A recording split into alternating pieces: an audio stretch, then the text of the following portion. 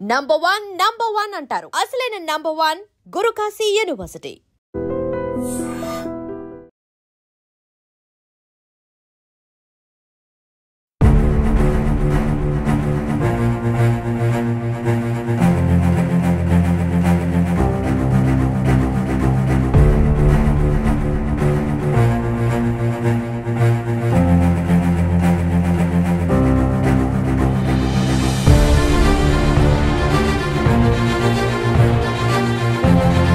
Welcome to iDream news. This is Pavan. రామంతపూర్లో దారుణం చోటు చేసుకుంది.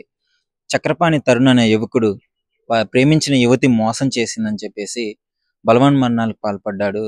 ఆయన సూసైడ్ నోట్ రాసి తల్లికి తీరని లోటును కుదిర్చి వెళ్ళిపోయాడు. ఇప్పుడు ప్రస్తుతం మనం మా ఇంటి దగ్గర ఉన్నాము. 8 ఏళ్ల లవ్, స్కూల్ డేస్ నుంచి లవ్ చేసుకుంటున్నారు. పాపం ఆ మధ్యలో ఆమె కోసం జైలుకి కూడా వెళ్ళొచ్చాడు. తరుణ్ మీద పోక్సో కేసు పెట్టారు, చక్రపాణి తరుణ్ మీద, వాళ్ళ ఫాదర్ వాళ్ళు. సో ఇంత జరిగిన తర్వాత కూడా అతను ఆమెను వదిలిపెట్టట్లేదు. ఈ మధ్య కాలంలో ఒక చిన్న ఇన్సిడెంట్ అయితే అమ్మాయిలను ఎంతో మంది మోసం చేయడము, ఈ విధంగా చేస్తున్నారు. కానీ అతను మాత్రం సిన్సియర్ గా ఆ అమ్మాయికే స్టక్ అయి ఉండడము, చాలా సిన్సియర్ గా స్కూల్ డేస్ నుంచి 8 years లవ్ అంటే మీరు అర్థం చేసుకోవచ్చు. వాళ్ళ ఫ్యామిలీలో తెలుసు, వీళ్ళ ఫ్యామిలీలో తెలుసు.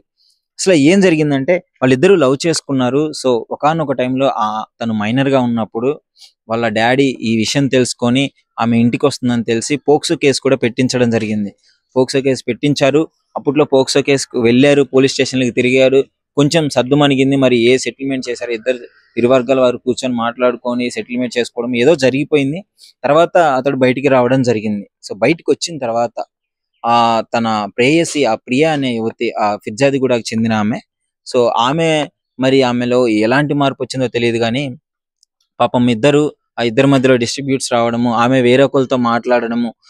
పాపం ఈ చక్రపాణి అనే తరుణ్ అనే వ్యక్తి పాపం ఎంతో బతిమలాడాడు. ఏం జరుగుతుంది, ఎందుకు ఇట్లా చేస్తున్నావు అంటే, నువ్వు నాకు అవసరం లేదు, నేను నిన్ను చేసుకోను, నేను నిన్ను మోసం చేసిన, నాకు వేరే వ్యక్తితో అఫైర్ ఉంది అని చెప్పారు. ఇద్దరు కలిసి ఆ పార్కులకు తిరిగారు, షికార్లకు తిరిగారు, ఇద్దరు కలిసి ఉన్నారు ఒకే రూమ్ లో. అంటే వీళ్ళ లవ్ చాలా స్ట్రాంగ్ గా ఉంది అని చెప్పేసి ఇంతవరకు సాగిన తర్వాత పాపం అతను తట్టుకోలేకపోయాడు, ఉరేసుకొని చనిపోవడం జరిగింది. సో మీకు క్లియర్ గా చూపిస్తాను. అసలు ఆ ఇల్లు కూడా, నేను వాళ్ళ పేరెంట్స్ లేరు, ఆ కార్యక్రమానికి వెళ్ళారు, బట్ నేను వాళ్ళకి కాల్ చేసి వాళ్ళ అనుమతి తీసుకొనే ఈ వీడియో చేయడం జరుగుతుంది. సో ఒకసారి రండి. లాక్ వేసి వెళ్ళిపోయారు పాపము, వాళ్ళ పేరెంట్స్ కూడా లేరు.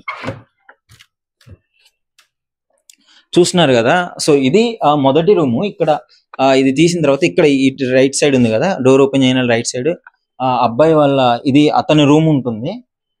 సో ఇట్లా రండి.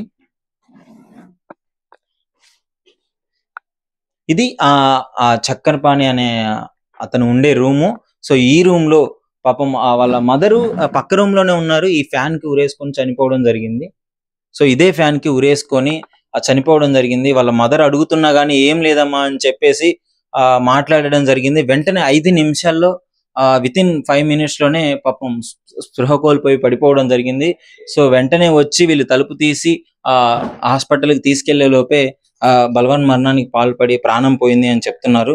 సో ఇక్కడ క్లియర్ గా చూడవచ్చు, అతని షార్ట్ ఇవన్నీ చూడొచ్చు. ఇది అతని రూము, అతని పర్సనల్ రూము. జాబ్ చేసేవాడంట పాపము. ఆ జాబ్ చేసి డబ్బులన్నీ ఆమెకే పెట్టడం జరిగింది అంట. వాళ్ళ లవర్కే డబ్బులన్నీ వాళ్ళ లవర్కే పెట్టినాడంట పాపము. అంటే ఎంత ఖర్చు పెట్టినాడో, ఆమె కోసం ఎంతో ఖర్చు పెట్టినాడు, ఎంతో ప్రేమించినాడు, కలిసి బతుకుదాం అనుకున్నాడు.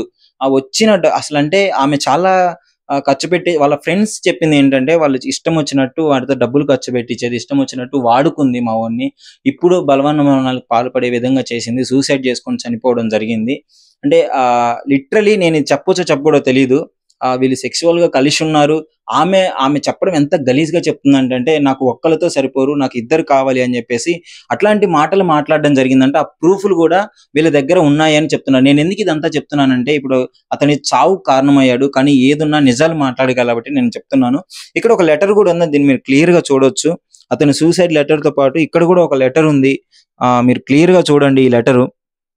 పాపం అక్కడ ఆయన బాధనంతా వ్యక్తపరుచుకుంటూ ఐఎమ్ సారీ అని చెప్పేసి ఏదో రాసి ఒక స్టోరీ రాశాడు. పాపం ఆయన బాధనంతా కక్కాడు. ఇంకో సూసైడ్ లెటర్ కూడా ఉంది. ఒక 3 పేజీల సూసైడ్ లెటర్ రాయడం జరిగింది. ఆయన ఎంత బాధపడి ఉంటాడో పాపం. ఈ రోజుల్లో ప్రేమించుకొని విడిపోయి వాడుకొని వదిలేసే అబ్బాయిలు ఉండగా అంత సిన్సియర్ గా లవ్ చేసి ఇప్పుడు ఆయనే సూసైడ్ చేసుకొని చనిపోయే విధంగా చేసినారు అంటే ఇక్కడ కొంచెం వాళ్ళ బంధువులు కూడా పోలీస్ వాళ్ళు కూడా ఎలాంటి యాక్షన్ తీసుకోవట్లేదు అని చెప్పేసి చాలా బాధను వ్యక్తం చేస్తున్నారు. మేము కంప్లైంట్ ఇచ్చాము, ఒకప్పుడు మా ఓడి మీద పోక్సో కేసు పెట్టినప్పుడు విత్ అసలు ఏ ఇన్ఫర్మేషన్ లేకుండా ఏ ఎంక్వైరీ లేకుండా వచ్చి తీసుకొని వెళ్ళిపోయారు. ఇప్పుడు మేము కంప్లైంట్ ఇచ్చారు, ఒక బాడీ చనిపోయింది కానీ ఎవరు పట్టించుకోవట్లేదు అని చెప్పేసి వాళ్ళ ఫ్రెండ్స్ అందరూ మాట్లాడడం జరుగుతుంది. సో వాళ్ళ మదర్ వస్తారు, వాళ్ళని కూడా అసలు క్లియర్ గా వాళ్ళ మదర్ తో మాట్లాడి ఏం జరిగింది ఏంటి అని నేను ప్రాపర్ గా మీకు ఒక విషయాలు ఏం జరిగింది మొత్తం చెప్తాను. ప్రజెంట్ అయితే ఇప్పుడు వాళ్ళ మదర్ వాళ్ళు లేరు, మీకు ఇన్సిడెంట్ చూపించాలి ఎందుకంటే ఎంత బాధకి గురవుతుందో ఆ తల్లి.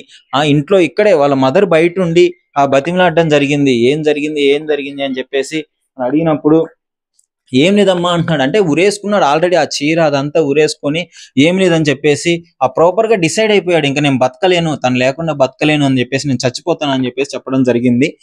సో 5 నిమిషాల్లో మొత్తం అనుకున్నదంతా అయిపోయింది. 5 నిమిషాల్లో మొత్తం మారిపోయింది. ఇప్పుడు పాపం ఆయన ప్రాణాలతో లేడు, ఆయన కార్యక్రమాన్ని కూడా తీసుకుపోయి రావడం జరిగింది. సో ప్రజెంట్ అయితే ఇప్పుడు అదే ఇంట్లో ఉన్నాము. ఈ మధ్య కాలంలో ఇలాంటి ఇన్సిడెంట్లు ఈ మహిళలు ఎందుకు ఇలా తయారవుతున్నారో అర్థం కావట్లేదు. 1 పెళ్ళైన భర్తను చంపుతున్నారు, 2 ప్రేమించిన యువకుల్ని ఇష్టం వచ్చినట్టు చేసుకొని ఇష్టం వచ్చినట్టు బాధపరిచి వాళ్ళని మోసం చేసి వాళ్ళ చావు కారణమయ్యే విధంగా ఉన్నారు. సో ప్రజెంట్ అయితే ఇప్పుడు వాళ్ళ మదర్ వాళ్ళు వచ్చినప్పుడు నేను వాళ్ళతో మాట్లాడే ప్రయత్నం అయితే చేస్తాను. దీనిపైన అసలు ఏంటి మీరేమనుకుంటున్నారు అనేది డెఫినెట్లీ మా ఎడ్రీమ్తో షేర్ చేసుకొని, వాళ్ళ పేరెంట్స్ వచ్చినప్పుడు నేను వాళ్ళ పేరెంట్స్ తో క్లియర్ గా ఒకసారి మాట్లాడే ప్రయత్నం అయితే చేస్తాను.